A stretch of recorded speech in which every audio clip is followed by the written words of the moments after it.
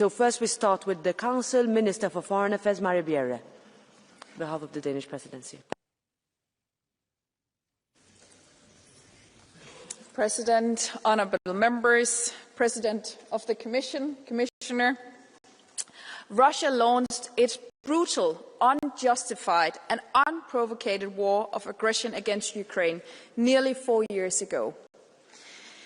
Russia's war has had a terrible impact on Ukraine and its people.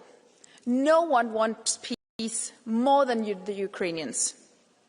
But while we speak, Russia continues its military attacks in Ukraine and has conducted hybrid attacks on our member states, including violations of several member states' airspace and sabotage of infrastructure.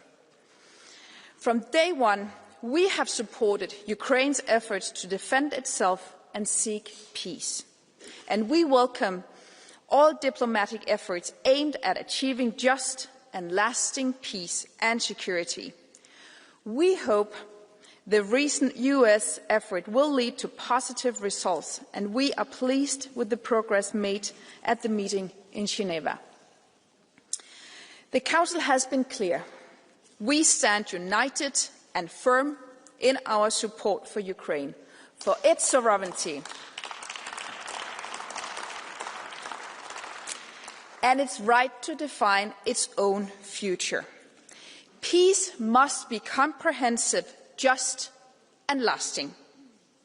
In view of the ongoing negotiations, I would like to recall the agreed principle for peace as stated by our leaders at the European Council. There can be no negotiations on Ukraine without Ukraine. There can be no negotiations that affect European security without Europe's involvement.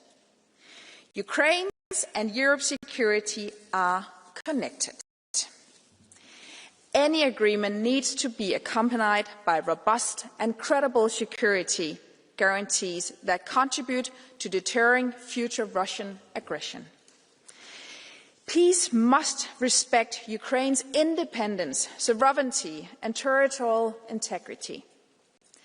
Any truce or ceasefire need to be part of the process leading to a comprehensive peace agreement. Our joint approach is achieving peace through strength.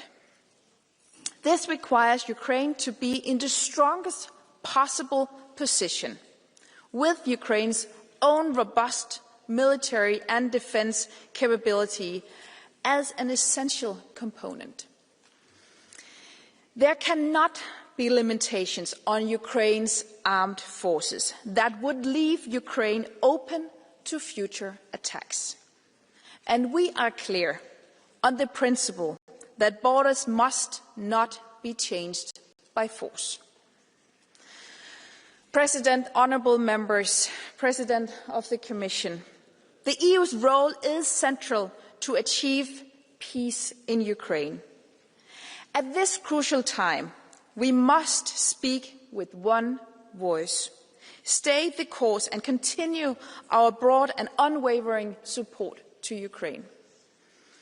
EU foreign ministers are meeting virtually today to discuss the latest developments and to coordinate our actions for a sustainable peace for Ukraine and the European continent. One thing is clear: only pressure on Russia and support to Ukraine will ensure that the Ukrainians can protect their security and freedom. Ukraine's security is Europe's security. Thank you. Thank you. Now I give the floor to the President of the European Commission, Ursula von der Leyen.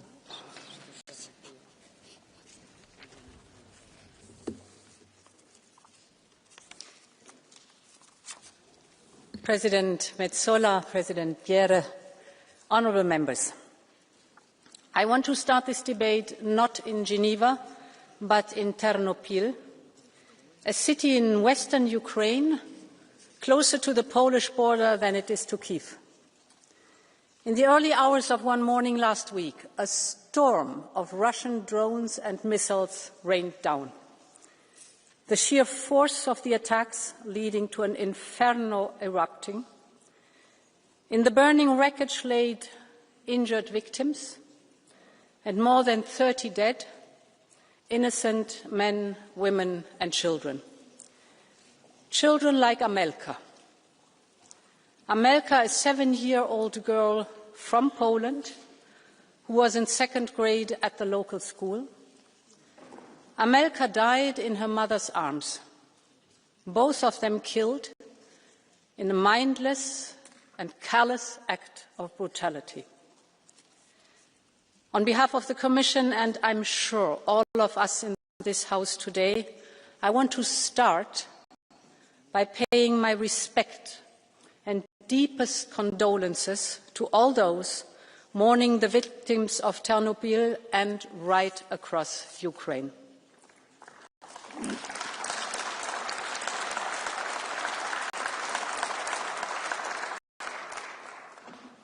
Over more than 3.5 years into this war of aggression, this is the daily reality on the ground. And it shows that we can never lose sight of what Ukraine is sacrificing, what Ukraine is fighting for: its security, its freedom, its independence. Because ultimately this is what is at stake in these crucial days for Ukraine and for Europe. Basically the core and the values of the UN Charter. And this is why Europe must keep up the pressure on Russia until there is a just and lasting peace.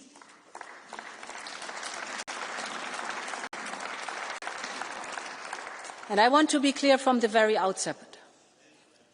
Europe will stand with Ukraine and support Ukraine every step of the way.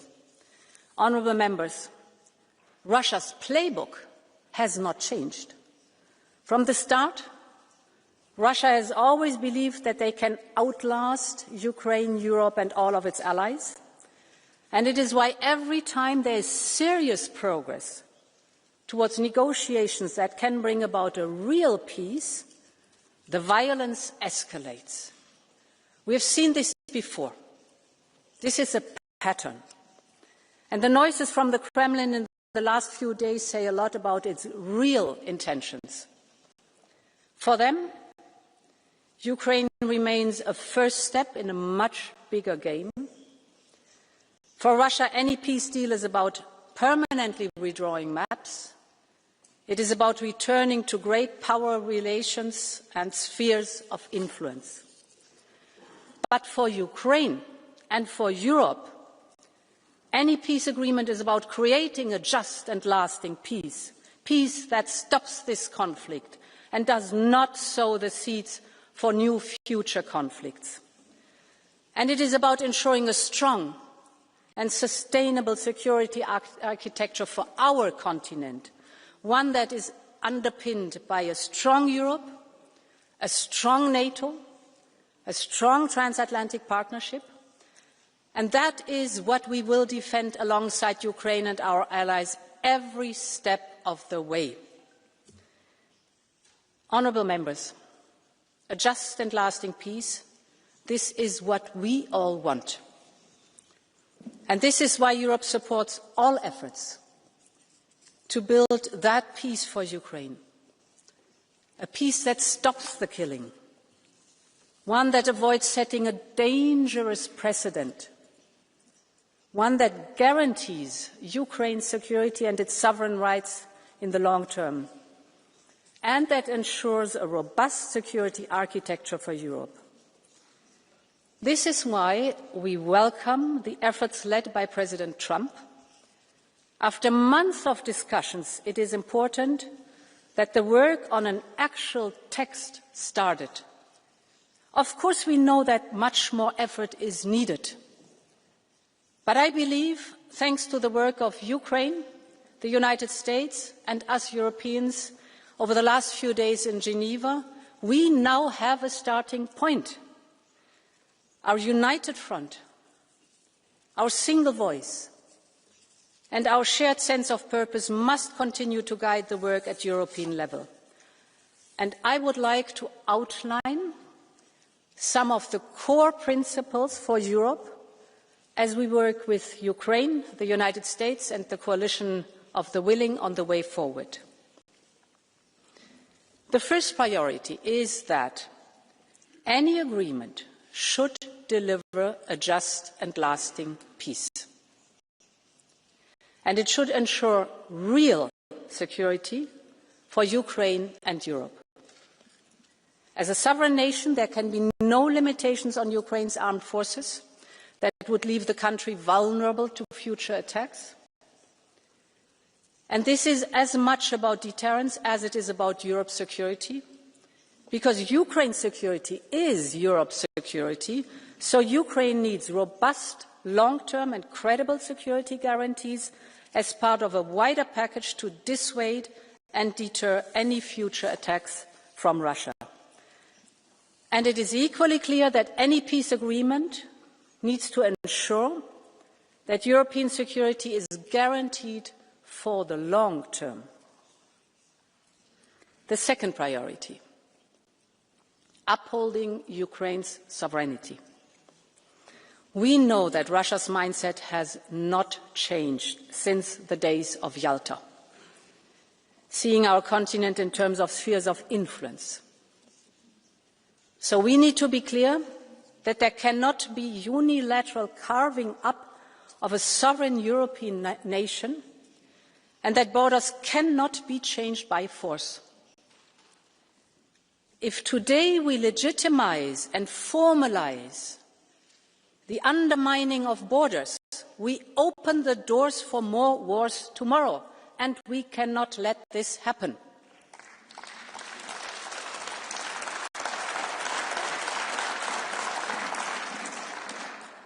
Sovereignty also means being able to choose your own future.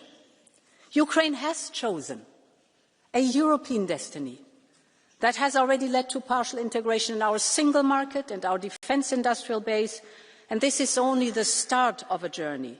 Europe's future is bound to Ukraine's future, and therefore Ukraine's future lies in the European Union. This is not only a matter of destiny, this is a core and essential part of any security guarantee framework, and we will do everything we can to deliver on it together.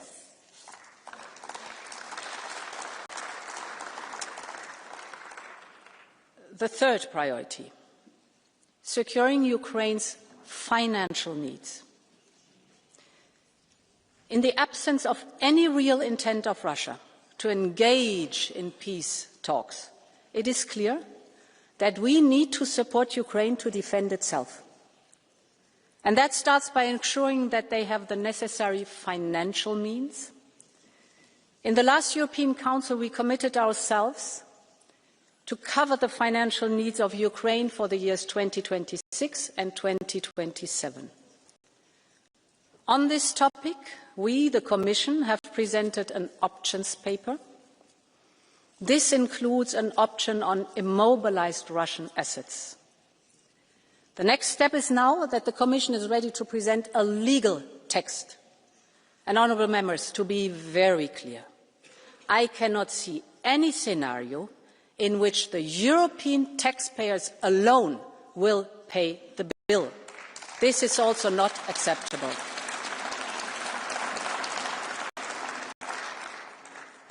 And another thing must also be clear, that any decision on this needs to be taken in line with the rules of the responsible jurisdiction and will respect European and international law.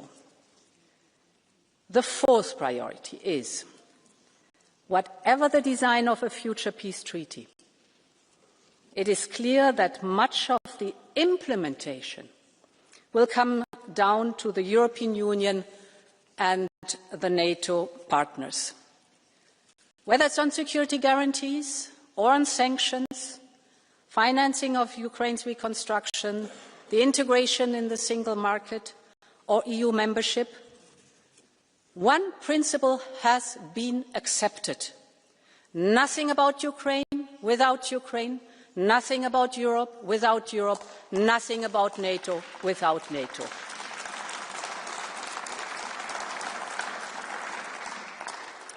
And the last priority I would like to focus on is one that cannot be forgotten, and that is the return of each and every Ukrainian child that has been abducted by Russia.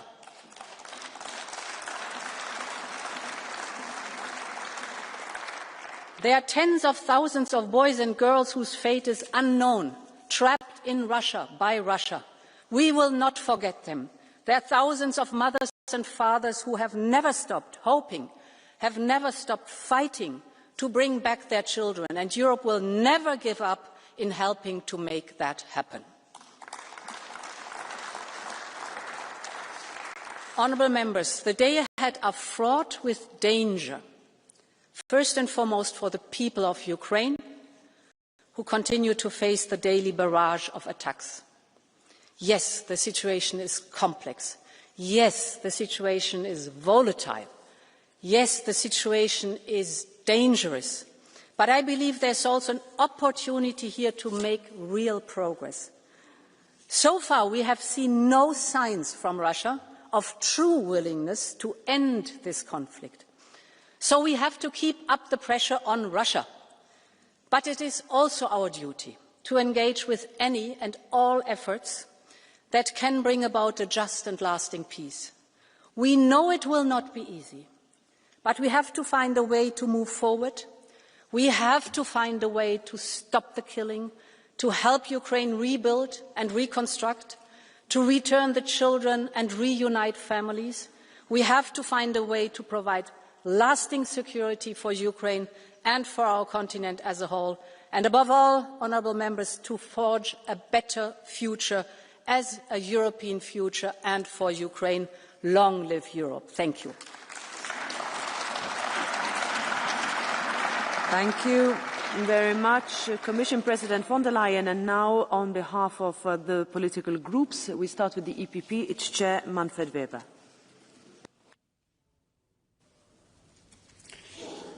Madam President of the European Parliament, of the European Commission, and first of all I want to thank you for changing your agenda and being today here with us. Commission President, Council, dear colleagues, 2000 years ago Tacitus said, "They make desert and call it peace." That is today Putin's concept. He failed to take Kiev years ago, and since then he has left death and destruction. Hundreds of children have been killed, more than 5 million refugees, war crimes in Bucha. Putin, dear colleagues, is a war criminal, and if a war criminal is not stopped, he will continue. The so-called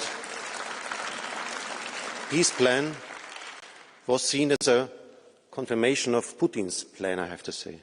And let me be clear, for us as EPP, this is unacceptable. No, a war criminal cannot be awarded for his terror. So giving up on Ukraine territory, on free Ukraine territory, is unacceptable. No, a war criminal cannot be awarded for this terror. So accepting any kind of amnesty for Russian war criminals is unacceptable. And no, a war criminal cannot be awarded for his terror. Allowing limits for independent Ukraine to choose their partners is unacceptable.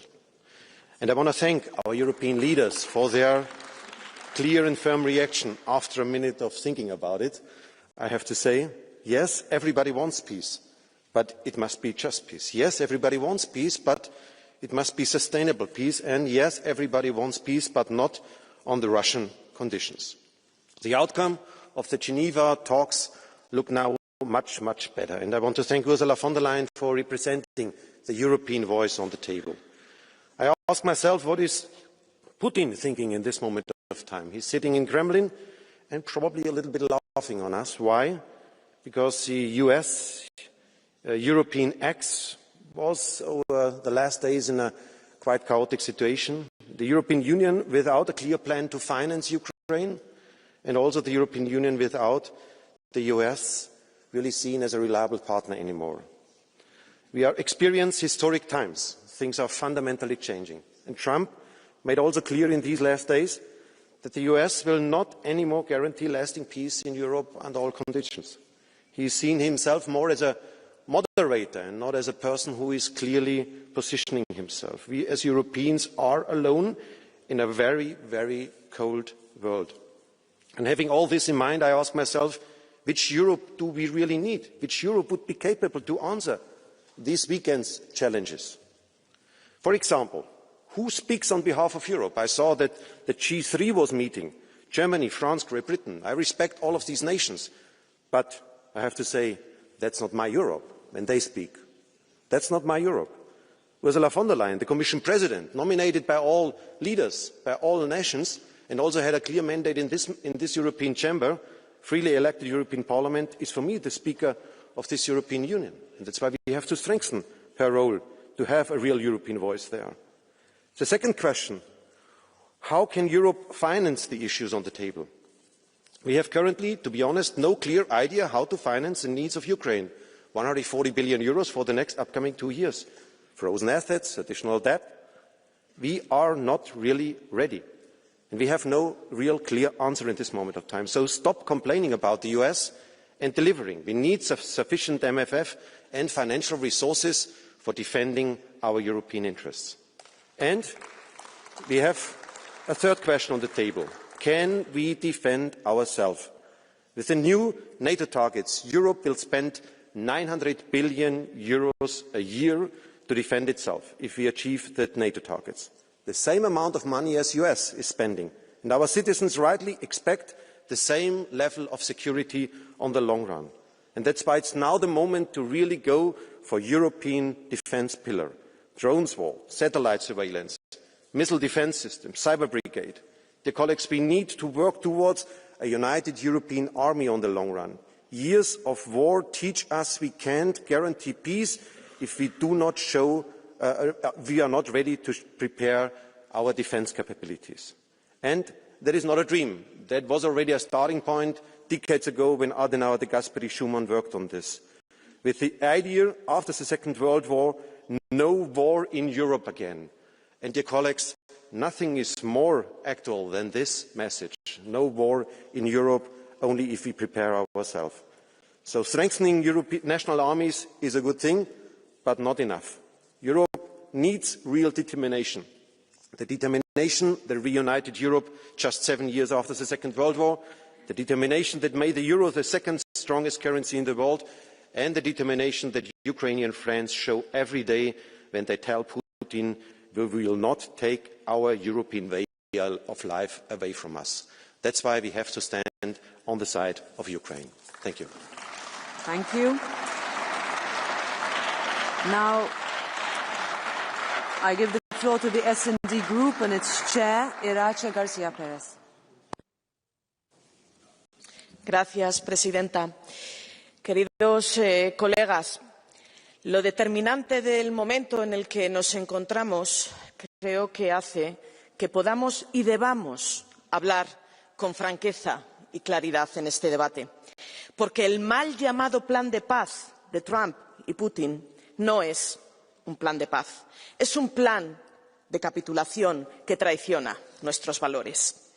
Un documento cocinado a espaldas de Ucrania y a espaldas de la Unión Europea que pisotea la soberanía, la independencia y la integridad territorial de un país.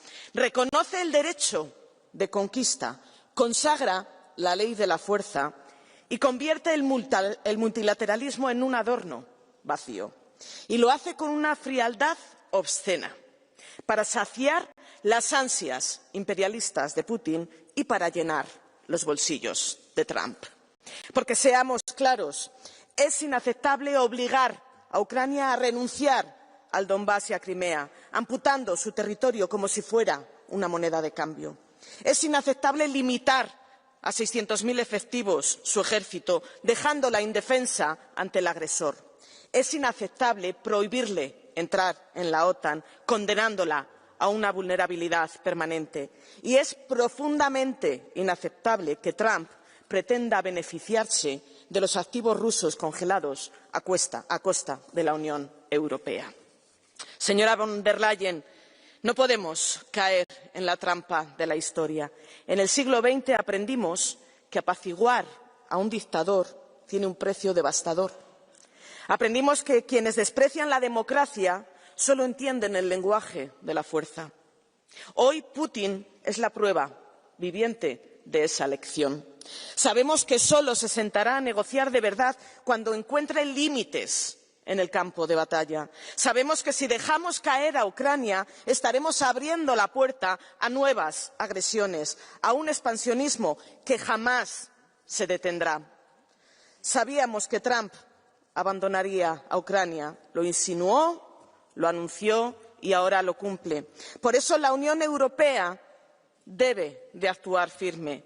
Durante 2 años le hemos pedido utilizar los activos rusos congelados para financiar un préstamo de reparación para reconstruir Ucrania y reforzar su defensa. 2 años esperando a la Comisión, 2 años esperando al Consejo. 2 años que hoy permiten a Trump presentarse como dueño de unos activos que solo pueden pertenecer al agredido, al pueblo ucraniano. Señora von der Leyen, estoy segura que comparte con nosotros esta posición y por eso debemos ya presentar una propuesta concreta. Y también es hora de decir otra verdad incómoda. ¿Cómo puede un país ejercer su legítima defensa si le prohibimos responder a los ataques que destruyen hospitales, que destruyen escuelas y centrales eléctricas? Entregamos armas a Ucrania, pero prohibimos usarlas donde Putin lanza sus misiles y sus drones. Esa contradicción debe terminar. Nuestra respuesta debe ser reforzar las sanciones, incluyendo la prohibición de importar petróleo ruso en enero a gas a finales del 2026. El final de esta historia no puede ser que Trump absuelva a Putin.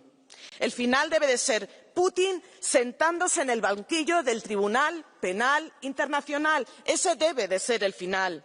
Señora von der Leyen, contará con nuestro apoyo para esta tarea. Nuestra Unión no puede repetir el error del apaciguamiento. Hoy debemos plantarnos no solo ante el criminal de Putin, sino también ante la frivolidad geopolítica de Trump. Y debemos hacerlo con la frente alta, defendiendo una verdad simple y luminosa, que la paz sin justicia no es paz y que una Europa valiente no se escribe con miedo, sino con principios, con solidaridad y con la convicción profunda de que Ucrania vencerá, porque la Unión Europea no la abandonará jamás. Muchas gracias. Thank you very much. And now, on behalf of the PFE Group, Kinga Gál. Elnök asszonyok, képviselőtársaim!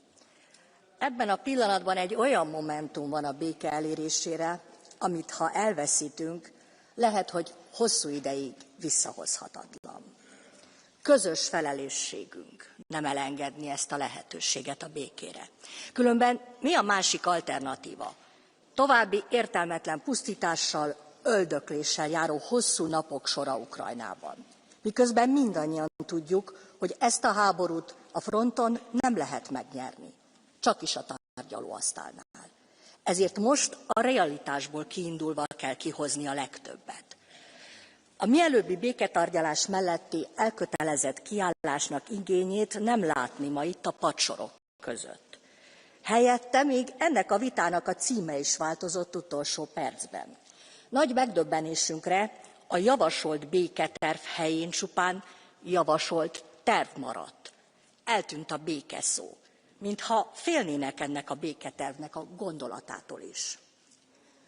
Azért ülhetünk ma itt, mert az Európai Unió alapító atyái nem akarták többé katonasírok tömegeit látni Európában. Ennek garanciájaként álmodták meg az Európai Uniót, mint a béke és a biztonság térségét. Nekünk kötelességünk ezt tovább őrizni, mert a béke nem egy díszlet a politikai színpadon, hanem maga az élet. Az emberek békét akarnak. Európa már így is óriási árat fizetett ezért a háborúért. Temérdek európai adófizetői pénz ment fegyverszállításra, a háború okozta pusztítás ellensúlyozására, melynek jó részéről ráadásul most kiderült, hogy magas szintű korrupció révén tűnt el kézen-közön Ukrajnában. Erről még vitázni sem hajlandó ez a parlament. A bizottság elnöke pedig még több pénzt kér a tagállamoktól.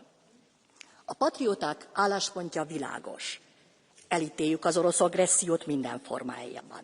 De éppen az ukrán nép az áldozat érdekében kell minél hamarabb véget vetni az öldöklésnek és pusztításnak. Mielőbbi békével pedig ráfordulni végre az újjáépítésre. Ezért az Uniónak nem akadályoznia, de támogatnia kell most ezt az amerikai béketervet, a béketárgyalásokat. Nem szabad elvesztenünk ezt az esélyünket a békére, a biztonságunkra. Köszönöm. Now on behalf of the ECR group, I give the floor to Adam Bielan.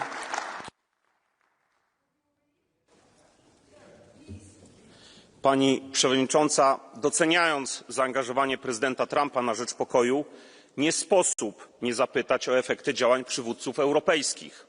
Co osiągnięto w ciągu ostatniego roku, by chociaż zbliżyć się do zawieszenia broni? Dlaczego europejska dyplomacja przyjmuje jedynie funkcję recenzenta, aktywizując się dopiero po ogłoszeniu kolejnych inicjatyw pokojowych USA? Dlaczego mimo bezpośredniego oddziaływania wojny na nasze europejskie bezpieczeństwo Bruksela nie formułuje propozycji jako pierwsza? Dlaczego nie dostarcza Amerykanom konstruktywnych rozwiązań czy istotnych argumentów negocjacyjnych? Odpowiedź, proszę Państwa, odzwierciedla wojenny bilans przepływu środków finansowych między Unią a Rosją i Ukrainą, zaprezentowany niedawno przez szwedzką minister spraw zagranicznych.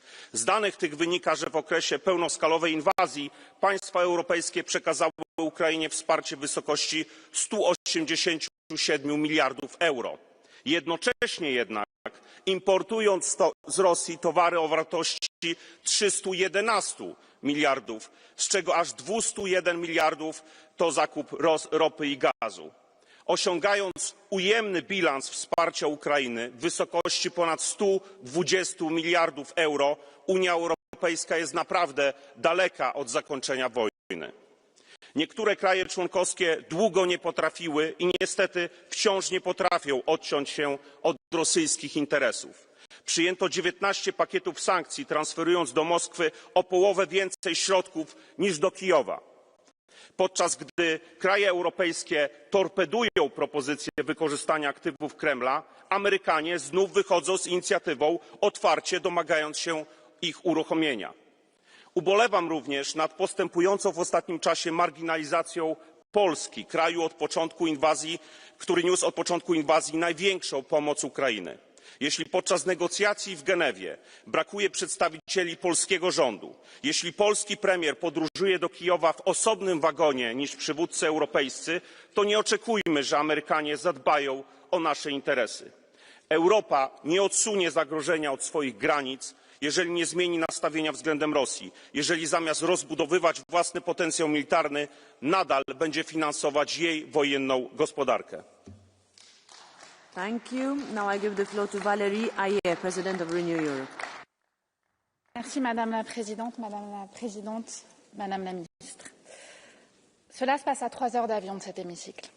Et sans le courage du peuple ukrainien et du président Zelensky, la ligne de front serait bien plus proche de nous. Alors, chers collègues, on ne doit pas fléchir sur notre aide constante à l'Ukraine. On ne doit pas fléchir dans nos sanctions contre le régime de Poutine. Dans ce moment capital pour la sécurité européenne, nous devons exiger de l'Europe et de ses dirigeants un travail diplomatique à la hauteur. Je ne peux pas le dire plus clairement. Il ne peut y avoir de paix en Ukraine sans les Ukrainiens et sans les Européens à la table des négociations.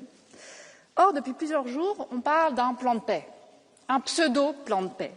Et franchement, on peut se demander quelles sont les intentions réelles de l'administration américaine. Parce que moi, il y a une chose qui me frappe. On entend parler d'une longue liste de concessions de la part de l'Ukraine. Mais qu'est-ce qu'on demande à la Russie? Qu'est-ce que l'administration de Trump demande à la Russie de Poutine? Chers collègues, ce plan est une trahison. Alors il fallait que les Européens entrent dans le jeu et ils l'ont fait. C'est une bonne chose. Il était temps. Mais nous devons être bien plus fermes et bien plus unis dans nos exigences. La réussite des négociations doit reposer sur des conditions essentielles à une paix juste et durable. Des garanties de sécurité robustes, pas de limitation de nombre pour l'armée ukrainienne, le déploiement de forces de réassurance garanties par la coalition des volontaires, la mobilisation des avoirs russes gelés pour la reconstruction de l'Ukraine, Madame la ministre, Madame la Présidente, quand allez-vous enfin débloquer la situation au Conseil? Ça n'a que trop duré. On a une solution sur la table. Vous devez, c'est impératif, enfin apporter les garanties nécessaires pour lever ces blocages. C'est l'enjeu du prochain sommet et c'est extrêmement important. Cette paix, chers collègues,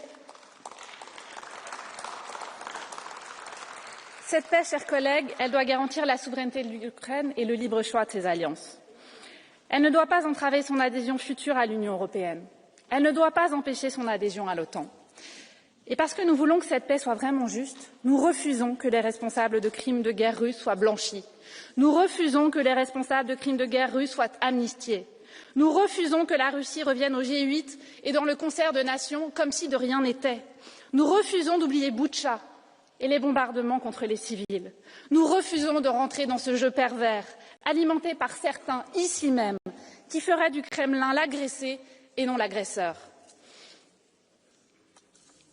Chers collègues, cette guerre en Ukraine, c'est un moment de vérité pour l'Europe, parce que nous sommes seuls, seuls face à notre destin.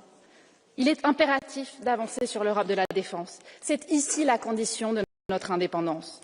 Mais plus largement, nous devons assumer ce que nous sommes, nous, l'Union européenne, parce que nous sommes bien plus qu'un marché, bien plus que 450 millions de consommateurs.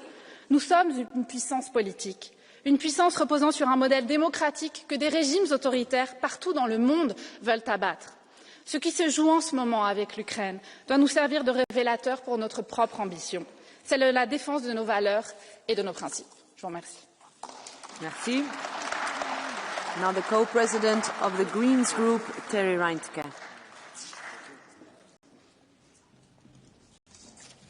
Thank you, President, dear Minister, dear colleagues. I know you cannot say this here, but I believe it has to be said. What was published last week, whether it was now a plan or a concept or whatever else, that was a disgrace. And not only in the making of it, without Europe and without Ukraine at the table, but also in the content. Because what was written in this plan was a de facto capitulation plan for Ukraine. And this, colleagues, would not mean more peace in Europe. It would mean a more insecure Europe and eventually more war in Europe. While at the same time, Putin is bombing civilians and has so far declined every single path for peace. But I get that we cannot dwell in the past and that we have to look ahead now. So first, for me, it took too long for Europe to be there, but it is good that right now we are sitting at the table and that we are speaking with a strong and with a united voice. And I can only support, it should be you, Madame von der Leyen and Kaja Kallas, who are speaking for Europe there. And second, yes, we are the strongest allies of Ukraine. That has become very clear over the past week. But we are not just sitting there for Ukraine and in solidarity with Ukraine. We are sitting there because this is about Europe's future. It's about Europe's security. So it is also the battle for our freedom and for our democracy that is being fought there. And lastly, moving ahead on the frozen assets issue will be even more important now. Putin should pay for this war, not European taxpayers. And no matter what happens, colleagues, let's make Ukraine an EU member as soon as possible. This will make them and us much more safe. Thank you very much. Thank you. Now the co-president of the Left Group, Martin Schildewan.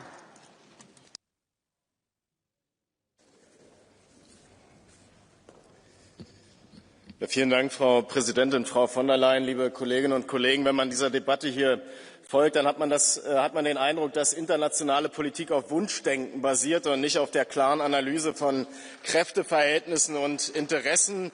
Das Ausmaß an Realitätsverweigerung in diesem Raum ist wirklich erschütternd. Seit fast 4 Jahren tobt der Angriffskrieg Russlands gegen die Ukraine. Und ja, Putin trägt die Verantwortung für diesen Krieg. Und ja, er könnte ihn jederzeit beenden.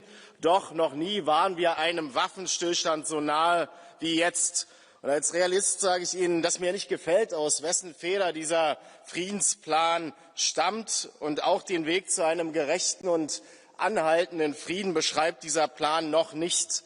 Aber er ist derzeit unsere beste Chance auf ein Ende des Krieges Und Sie haben die Verantwortung dafür, alles dafür zu tun, dass wir dieses Ziel erreichen, ohne dabei die Ukraine und die EU an die USA und an Russland zu verkaufen.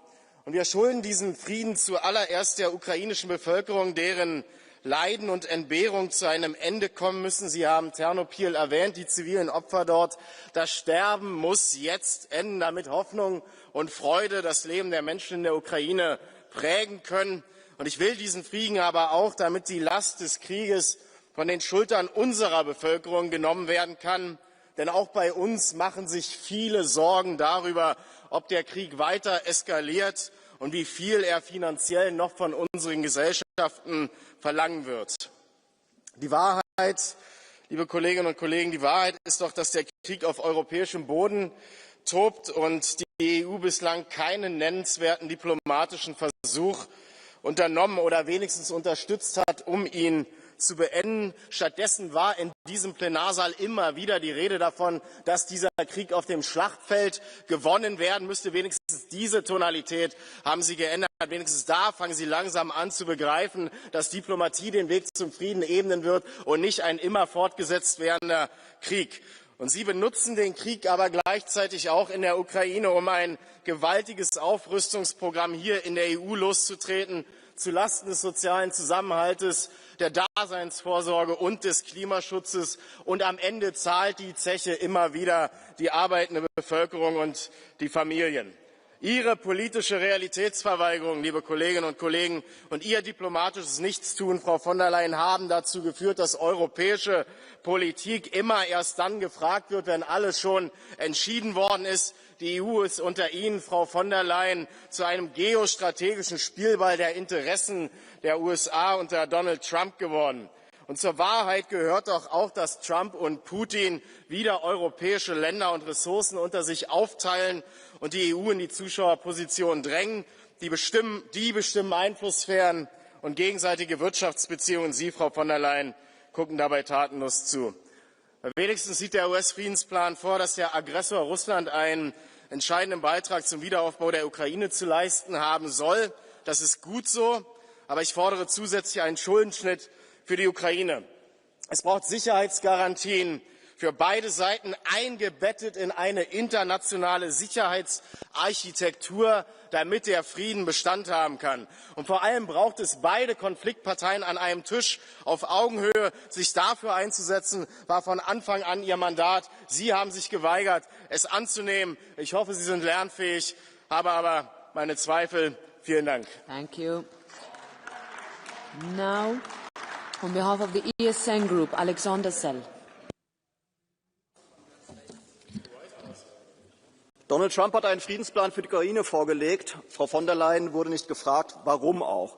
Sie, Frau von der Leyen, sind nicht an den Gesprächen beteiligt, weil Sie nicht gesprächsbereit sind. Sie haben keinen Draht nach Moskau, und da sind Sie auch noch stolz drauf. Als Viktor Orban vor einem Jahr nach Moskau geflogen ist, haben Sie ihn hier beschimpft. Dabei ist doch klar, für den Abschluss eines Friedensvertrags muss man mit beiden Vertragspartnern sprechen. Und das machen die Amerikaner jetzt. Sie stattdessen haben unsere Steuergelder großzügig nach Kiew überwiesen, 190 Milliarden Euro allein von der EU. Experten schätzen, dass bis zu 30% unterschlagen wurden, also 50 Milliarden Euro für goldene Toiletten in Kiew.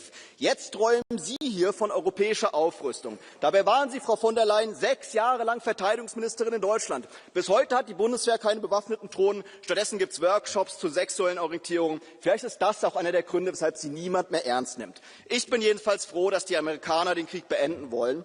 Zu viele Ukrainer und Russen sind tot oder verstümmelt. Zu viel Geld ist aus Deutschland nach Kiew geflossen zur Finanzierung eines sinnlosen Kriegs und zur Bereicherung eines korrupten Regimes.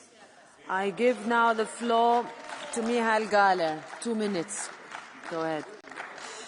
Please move. Frau Präsidentin, liebe Kolleginnen und Kollegen! Mein Gott, ist das wirklich Amerika, war meine erste Reaktion auf den ersten Trump-Plan, und es wird ja noch spekuliert, wer den tatsächlich formuliert hat. Es gab Reaktionen aus Europa und Verhandlungen in verschiedenen Formaten. Eine Haltung bleibt allerdings sehr stabil, und das ist Putins Haltung, der seine maximalistische Position einfach wiederholt und auf jeden Vorschlag, auch den von der letzten Woche, erst mal sagt, es müssten noch Details geklärt werden. Das ist sein Chiffre dafür, dass er in Wirklichkeit weder einen Waffenstillstand noch darauf folgende Verhandlungen will, weil er glaubt, sowieso auf der Siegesstraße zu sein. Präsident Trump hat bedauerlicherweise eine Neigung, diesen Krieg schnell in der Form zu beenden, indem er dem vermeintlich Stärkeren, dem Aggressor, substanzielle Konzessionen zulasten des Opfers macht. Es ist müßig, über seine wahren Motive zu spekulieren. Wir Europäer haben seit Beginn des vollumfänglichen Krieges geschlossen, solidarisch hinter der Ukraine gestanden und werden dies auch weiterhin tun. Als Parlament erwarten wir aber von unserer Exekutive, dass wir mehr tun, als nur amerikanische Pläne zu korrigieren. Wir müssen Wege finden, wie wir Putin tatsächlich zum Verhandlungstisch bekommen, und das geht nur mit verstärktem Druck. Sonst wird er wie bisher direkt auf Trump einwirken, um möglichst schnell das zu bekommen, was er möchte. Ich erwarte, dass die Entscheider in der EU jetzt in die Gänge kommen und die eingefrorenen russischen Staatsgelder als Sicherheit für einen Reparationskredit an die Ukraine zur Verfügung stellen. Ich erwarte, dass wir praktische Wege finden, die Durchfahrt der Schattenflotte durch den Öresund und den Großen Belt so zu gestalten, dass der Versicherungsschutz, die Umweltverträglichkeit, die Arbeitsbedingungen der Mannschaften und alle weiteren relevanten Faktoren peinlich geprüft werden. Auch deswegen, weil die Flaggenstaaten, ist ja keine russische Flagge dabei, allesamt nicht Signatare der Kopenhagener Konvention sind und daher die freie Durchfahrt für sie nicht gilt, sondern sie den dänischen Regeln unterliegen. Wir müssen klarmachen, dass wir im Falle der Beendigung des Kriegszustandes bereitstehen für glaubwürdige Sicherheitsgarantien mit oder ohne die USA, dass diese entweder dem Artikel 5 des NATO-Vertrags oder dem Artikel 42.7 des EU-Vertrages entsprechen. Wenn aus meiner Sicht, was absehbar ist, Putin nicht zustimmen wird dem, was von den USA mit der Ukraine vereinbart wird, müssen wir auch im militärischen Bereich die Maßnahmen ergreifen, die Putin am Ende an den Verhandlungstisch zwingen. Das heißt unter anderem, weitreichende Raketen zu liefern, mit der die Ukraine in die Lage versetzt wird, Produktionsstätten der tödlichen Waffen zu eliminieren, sowie Abschussrampen und wichtige Verkehrsinfrastruktur lahmlegen zu können. Slava Ukraini. Thank you very much, dear colleague. Mr. Roten, you have the floor. President, Commission, Council, dear colleagues, Vladimir Putin has a long history of breaking agreements and using fake negotiations to delay and divide. Ukraine and Europe want peace, a fair and sustainable peace, not a peace that rewards the aggressor, delivers impunity, undermines European security, ignores past violations and emboldens future aggression. Unless one side is losing or a powerful third party steps in, peacemaking is a slow and delicate process. It requires either strength or patient, skilled diplomacy. And today, both are missing on both sides of the Atlantic. So there is no room for quick and dirty fixes, indecision and risk avoidance. Peace is neither a real estate deal or another round of council statements. Russia is not winning its war of aggression. There's no reason for Ukraine to capitulate, but the cost for Ukrainians remains deep and painful. So I implore the Council, break the cycle we have witnessed again and again. I implore you to finally start making Europe a relevant force for peace. We had no choice again but to react, somewhat panicked flurry, to a deeply flawed plan with Moscow's fingerprints all over it, to protect Ukraine and Europe and our ability to decide our future. And you talk about actions and pressure, but you missed, as member states, a chance last month on the loan. The pressure would have been on already. What we really need now is urgent, proactive approach. Action, dear Council and Commission. Do not wait for Putin to prove once again he is not interested in peace before we increase the pressure. Do it now. Do it together. The reparations loan is critical, as are deep strike and air defence capabilities. Nobody here wants a debate in which we again will say more or less the same in a couple of weeks or months while nothing fundamentally changed. Take action. Take the lead. Thank you. Thank you very much, dear colleague. Mr. Wilinski, you have the floor. Danke, meine sehr geehrten Damen und Herren. Nummer eins, es gibt auf der internationalen Bühne der Staatschefs zwei Personen, die sich sehr überzeugend für Frieden ausgesprochen haben. Das sind der amerikanische Präsident Donald Trump und der ungarische Ministerpräsident Viktor Orban. Im Übrigen beide, denen Sie seit Jahren mit Respektlosigkeit und mit Feindseligkeit der Sonderklasse begegnet sind. So, Nummer zwei. Sie wollen einen Platz am Verhandlungstisch. Schön wäre es, wenn Europa hier eine Gravität entwickelt hätte. Nur Faktum ist es, die Mehrheit, die Europa zurzeit dominiert, ist weder in der Lage, wirtschaftliche Prosperität noch soziale Stabilität oder Sicherheit am eigenen Kontinent zu garantieren. So, Sie waren es, ja, die aufgeschreckt wie ein Hühnerhaufen die Staatschefs der EU nach Washington gefahren sind, dort aufgefädelt waren, wie eine Schülerklasse Donald Trump gegenüber gesessen sind und in Wahrheit sie keiner ernst genommen hat. Während auf der anderen Seite jemand aus unserer Allianz, Viktor Orban, da eingebettet zwischen J.D. Vance und Donald Trump, sehr wohl die Gravität hätte, Dinge positiv voranzubringen. Zur Frage, wer kann was? Dieses Haus ist nicht einmal in der Lage, seitdem ich hier bin, 10 Jahre für Warmwasser zu sorgen, weil sie Probleme mit Bakterien haben und Sie wollen den Weltfrieden herstellen. Nein, dazu sind Sie nicht in der Lage, weil Sie zu sehr nach innen zerstritten sind. Ich kann Ihnen nur eines mit auf den Weg geben. Wir haben 350.000 Tote. Wir haben an die 2 Millionen Verletzte. Und ich gebe den Linken recht, die heute gesagt haben, völlig egal, wer für Frieden sorgt. Hoffentlich beenden wir endlich das Sterben und die ganzen Rheinmetall und Co. und BlackRock Lobbyisten und Nutznießer ziehen den Kürzeren bei dieser Sache. Danke sehr. Mr. Wilinski, you have a blue card from Mr. Kanev from the EPP group. Do you accept it? Thank you very much. My next speaker is Mr. Ponax. You have the floor, please. Labdien! Cienījamie kolēģi, komisāri kungs! Šobrīd mēs atrodamies krustojumā, un tas, kā mēs no šī krustojuma iziesim, noteiks to, kādā pasaulē dzīvosim mēs un mūsu bērni. Darījuma pasaulē, kurā viss nosaka fizisks spēks un izdevīgums, kurā agresors tiek atalgots un noziedznieki tiek amnestēti, vai tomēr likuma pasaulē, kurā robežas nevar mainīt ar spēku, kurā agresors samaksā par nodarītajiem postījumiem un kad noziedznieki tiek saukti pie atbildības. Un tas nav tikai par Ukrainu vai Eiropu, tā būs rokas grāmata visiem agresīvajiem režīmiem visā pasaulē. Un vēl viens svarīgs fakts. Krievija jau vienreiz ir tikusi cauri nesodīta par visiem tiem noziegumiem, ko tā veica gan Otrā pasaules kara laikā, gan sevišķi pēc tam, pret visām okupētajām valstīm un tautām, par deportācijām, gulagiem un citiem noziegumiem. Ja tai tas izdosies arī otro reizi, tad agrāk vai vēlāk būs arī trešā. Paldies.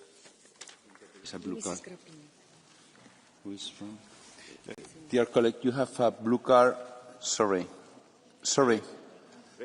You have a blue card from Mrs. Grappini. Do you accept it? Thank you. Mr. Austravicius, you have the floor.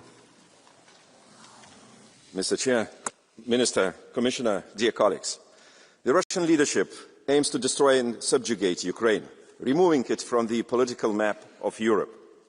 The Kremlin is pursuing these aims through military aggression and by imposing preconditions in various negotiations. No other alternatives are seen from Moscow. We must understand that Russia's aggressive intentions also affect European security architecture, seeking to create grey security zones which are unacceptable and definitely dangerous. A peace agreement must not only end the war against Ukraine, but also put the end to Russia's hybrid war against EU countries and their partners.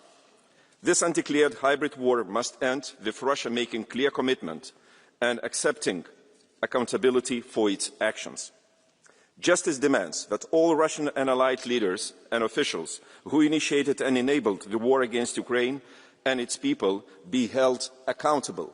This must serve as a lesson for the future. The war in Ukraine has affected the whole of Europe. We have all experienced the hardships of war, and we continue to witness Russia's ongoing war crimes against humanity every day. While the financial, humanitarian and military aid provided is crucial, I really regret that the European Union has missed the opportunity to demonstrate its role as a global player by not forcing Russia, the aggressor state, to sit down at the negotiations table. History is not yet over. Let us strengthen Europe's and Ukraine's security, because Europe will never be safe without a defended and victorious Ukraine. Thank you.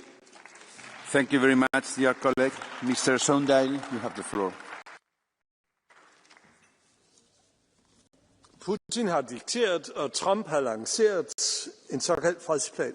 Men det er ikke en plan for fred, det er en plan for overgivelse. Ukraine skal afgive territorium, nedskalere sit forsvar, holde valg midt i en krig, opgive NATO, og hvad får de så til gengæld? Ingen konkret sikkerhedsgaranti, ingen krigsskadeerstatning, intet ansvar over for dem, der har startet og gennemført en krig, ingen aftale om at få de kidnappede børn hjem. Det er fuldstændig uacceptabelt, og derfor er det så vigtigt, at EU står fast i vores støtte til Ukraine, men også handler tidligere. Det betyder sikkerhedsgarantier, der kan holde. Det betyder, at Ukraine selv bestemmer over sit forsvar og sine alliancer. Det betyder respekt for Ukraines territoriale integritet.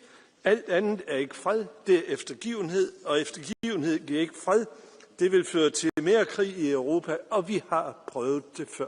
Tak. Dear colleague, you have a blue card from Madame Grappini. Yes, Madame Grappini, you have the floor. Seat 542. Mulțumesc, domnule președinte. O să vorbesc în limba română. Sper că mă poate asculta colegul. Sunt de acord cu ceea ce ați spus legat de agresiunea și, de fapt, de tragedia care se întâmplă în Ucraina. Pentru că un coleg aici a spus că Uniunea Europeană a avut o reacție rapidă. Dumneavoastră considerați că Uniunea Europeană a avut o reacție rapidă în acest joc diplomatic la început care trebuia făcut? Considerați că are Comisia Europeană acum un plan strategic foarte clar? Cetățenii europeni se simt cumva abandonați. Ce poate să facă și n-a făcut Comisia Europeană pentru pace și pentru a pune capăt acestui război odios? Thank you very much for your question. No, I think it would be a false blame to say that the EU has reacted very swiftly and very quickly in this. And I think a lot of us want Europe to play a more decisive role in this world. So do we. And that means to take a leading role also in making alliances in this world. I do believe that we still are a big majority who want a world of order and rules, and not a world where the big powers, Russia, US, China, are deciding without any international bodies. So no, we wish more action from EU. Thank you. Thank you very much, Mr. Sondheim. My next speaker is Madame de Mirel. Dankeschön, Herr Präsident, liebe Kolleginnen und Kollegen. Der Krieg in der Ukraine muss endlich enden. Jede ernsthafte diplomatische Initiative zählt, und Europa darf sie nicht wieder verspielen. Die alten Brüsseler Reflexe, jede diplomatische Initiative zu verweigern, jede Exit-Strategie auszublenden, war falsch.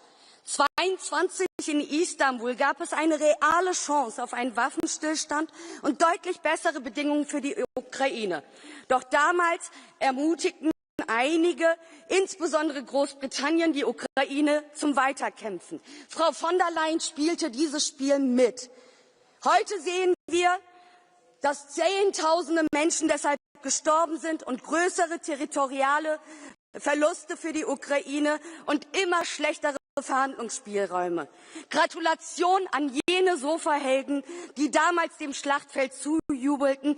Ihre Solidarität zahlen die Ukrainer noch immer. Und ja, liebe Kolleginnen und Kollegen, jede Verhandlung enthält bittere Zugeständnisse, aktuell insbesondere Gebietsverluste für die Ukraine. Doch es gibt keine Alternative zu einer politischen Lösung. Was ist denn bitte Ihre Alternative, wenn Sie den Krieg immer weiter verlängern wollen? Für die Menschen in der Ukraine braucht es Frieden, für Europa und für den Weltfrieden braucht es jetzt Initiativen auch der Europäischen Union.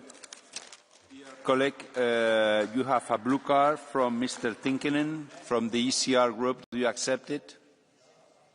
Do you accept it? Mr. Tinkinen, you have the floor. 30 seconds.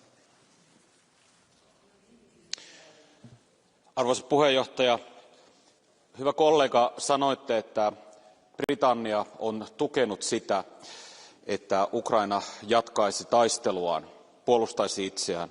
Ja sanoitte, että tämän perusteella Ukraina on menettänyt alueitaan.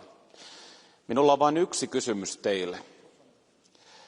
Jos Ukraina olisi lopettanut puolustamasta itseään silloin, kun Venäjä alun perin hyökkäsi Ukrainaan, niin tiedätte, kuinka paljon alueita Ukraina olisi menettänyt koko maansa?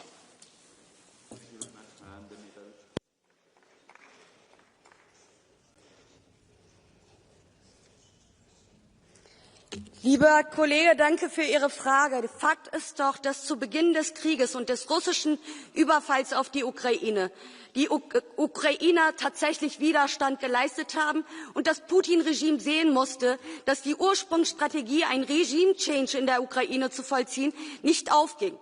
Daraufhin hat sich das Putin-Regime bereit erklärt, sich zurückzuziehen auf den Stand von vor dem Krieg. Und es gab die Verhandlungen in Istanbul und die gesamte internationale Weltgemeinschaft hat darauf hingewiesen, dass die Biden-Administration, dass die Johnson-Administration kein Interesse an diesem Frieden gezeigt haben. Ihre Strategie Thank you very much, dear colleague. Your time is over.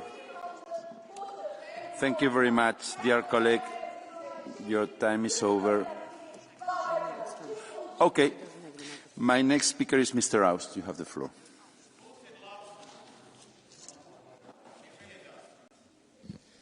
Endlich ein Hoffnungsschimmer.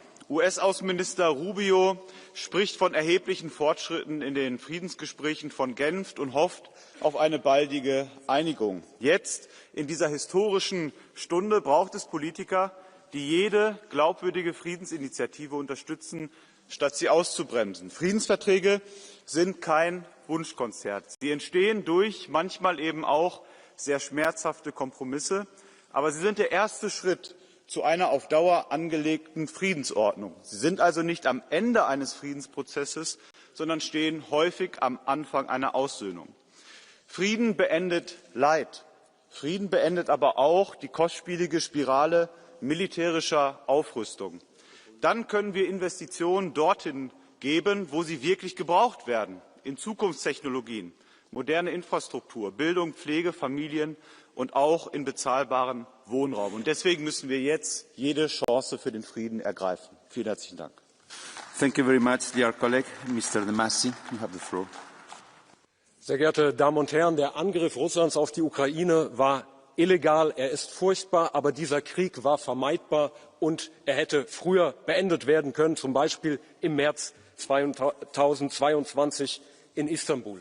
Und nicht jene verraten die Ukraine, die sagen, wir brauchen einen schnellen Waffenstillstand, das Sterben muss ein Ende haben, sondern jene verraten die Ukraine, die gesagt haben, man könnte die Position der Ukraine auf dem Schlachtfeld verbessern, die in Kauf nehmen, dass weiter Hunderttausende junge Männer sterben. Die Soldaten haben Gasbrand, werden sich die ukrainischen Oligarchen goldene Toiletten einbauen lassen. Und deswegen will ich Herrn Zelensky hier zitieren, der im März 2022 sagte, es gibt Menschen im Westen, denen ein langer Krieg nichts ausmacht, selbst wenn dies den Untergang der Ukraine bedeuten würde. An diesem Punkt stehen wir jetzt, verehrte Kolleginnen und Kollegen. Und deswegen ist es Zeit, dass Europa einen Frieden nicht länger torpediert. Ein langer Abnutzungskrieg ist ein Verrat an den Menschen in der Ukraine. Vielen Dank.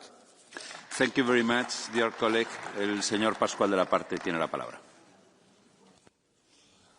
Thank you very much, President. To engage in a lasting and fair peace. What does it mean? That means to understand why Putin marched into Ukraine. He didn't march into Ukraine in order to occupy the Donbass. He only had the control of this through the terrorists and the militias. He marched into Ukraine in February 22 in order to topple the regime and to put a puppet president in Ukraine. This is the objective of Putin. That no matter what kind of concessions, list of land concessions to Putin, he will not change his calculation. He will continue the war the day after the agreement through hybrid threats and through massive information activities. Then the only way for us to change Putin's calculation is to show that he cannot win this war, supporting massively to our Ukrainian friends and to increasing our pressure upon Putin. How? Through sanctions. through sanctions with secondary sanctions with those who engage with Russia, in order to make clear that he cannot go along with that. By the way, it would be very useful if the European Union put all these priorities that the President of the Commission has put forward here, to cobble them together and to put forward as a peace plan, a European peace plan with a hand in hand with our Ukrainian friends, which offer a kind of guarantee, security guarantees, which offer a political horizon, which offer financial support so that Ukraine can win this war and Putin change his calculation. Otherwise, we will have this pending on our heads for years to come. Thank you very much. Señor Pascual de la Parte, tiene usted una tarjeta azul del señor Oliveira de The Left. ¿La acepta? Señor Oliveira. Obrigado, Sr. Presidente. Sr. Deputado Pascual de la Parte, nós oficialmente não conhecemos os planos de Trump para a Ucrânia, mas aquilo que conhecemos são as declarações feitas neste plenário pelo Presidente da Comissão Europeia e por vários deputados da maioria que suportam esta Comissão Europeia, de apelo à continuação da guerra da Ucrânia e de razões para sabotar um plano de paz para a Ucrânia sem que verdadeiramente haja um empenhamento numa solução de paz, de cooperação, de solução política e diplomática para aquela guerra. E a pergunta que lhe faço é quando é que a União Europeia deve abandonar essa posição de prolongamento da guerra e empenhar-se verdadeiramente numa solução de paz que ponha fim à guerra na Ucrânia? Obrigado, Sr. Oliveira. Sr. Pascual de la Parte. Thank you very much for the questions, very pertinent. The European Union has to make sure that we have a lasting and fair peace, not peace at any price. Peace at any price is not peace at all. It is injustice with the Ukrainian people. And in order to do that, we have to continue supporting our Ukraine, because it is not the stability and the peace in Ukraine which is at stake here. It's our, yours, mine stability and our peace. Should this war in Ukraine not come with a fair outcome, the whole European project will be put at stake. The whole European and NATO project will be put at stake. There is a lot. That's why we cannot give in to any kind of peace plan which doesn't incorporate a fair conditions for the Ukrainian people. And to change Putin's calculation means that he has to assume that he cannot win this war. As simple as that. Thank you very much. Thank you. Muchas gracias, señor Pascual de la Parte. Mr. Maniatis, you have the floor. Αγαπητοί συνάδελφοι, όλοι θέλουμε την επίτευξη μιας συμφωνίας ειρήνης στην Ουκρανία. Όμως μιας βιώσιμης και δίκαιης ειρήνης που βασίζεται στο διεθνές δίκαιο, στην αρχή σεβασμού των συνόρων, με τη συμμετοχή Ουκρανίας και Ευρώπης. Το σχέδιο 28 σημείων του Προέδρου Τραμπ δεν μπορεί σε καμία περίπτωση να αποτελέσει βάση για διαπραγμάτευση. Δεν θα φέρει ούτε ειρήνη ούτε σταθερότητα. Αντίθετα, θα ανοίξει την όρεξη τόσο στη Ρωσία όσο και σε άλλες αναθεωρητικές δυνάμεις στην Ανατολική Μεσόγειο. Από την άλλη, είναι τουλάχιστον ντροπιαστικό για την Επιτροπή που το καλοκαίρι έδωσε γη και είδωρ στις Ηνωμένες Πολιτείες σήμερα να παρακαλά να έχουμε θέση στο τραπέζι που διαπραγματεύεται το μέλλον μας. Έχει έρθει η ώρα η Ευρώπη να αναλάβει πρωτοβουλίες για μια δίκαιη ειρήνη, να αποκτήσει ισχυρή φωνή, να αποφασίζει η ίδια για την ασφάλειά της και όχι άλλοι για μας χωρίς εμάς. Οι ευρωπαϊκοί λαοί θα μας κρίνουν πολύ αυστηρά αν τη διαμόρφωση της σύγχρονης ευρωπαϊκής ιστορίας την παρακολουθούμε ως απλοί παρατηρητές. Ευχαριστώ. Thank you very much, dear colleague. Mr. Dutch, you have the floor.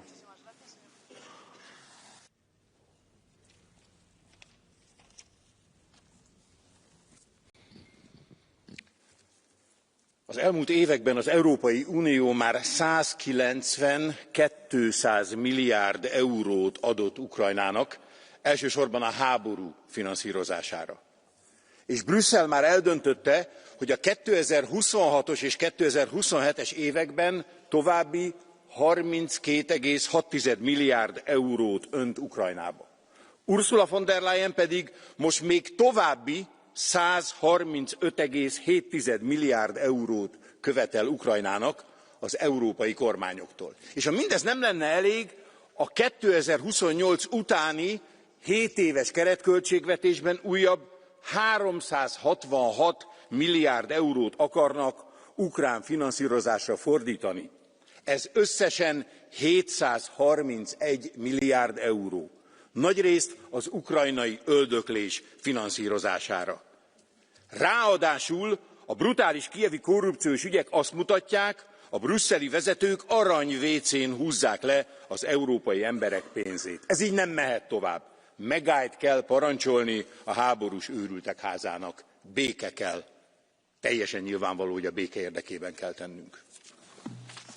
Mr. Dutch, there's a blue card from Mr. Saramo from the left. Do you accept it? Thank you, Chair. I will ask in Finnish. Tiedättekö, kuinka paljon maksoi Tšetšenien sota, kuinka paljon on maksanut Venäjän miehitys Moldovassa, Georgiassa, paljon on maksanut Venäjän hyökkäys Ukrainaan, ukrainalaisille, kuinka paljon meille Baltian, Itämeren alueen maille maksaa hybridihyökkäykset, joita Venäjä tekee meidän infrastruktuuria vastaan, kuinka paljon me joudutaan maksamaan, jos Venäjää ei pysäytetä. Putin on osoittanut ja Trump on osoittanut, että he eivät kunnioita kansainvälistä oikeutta. Mihin tämä pysähtyy? Onko teillä näkemys siitä?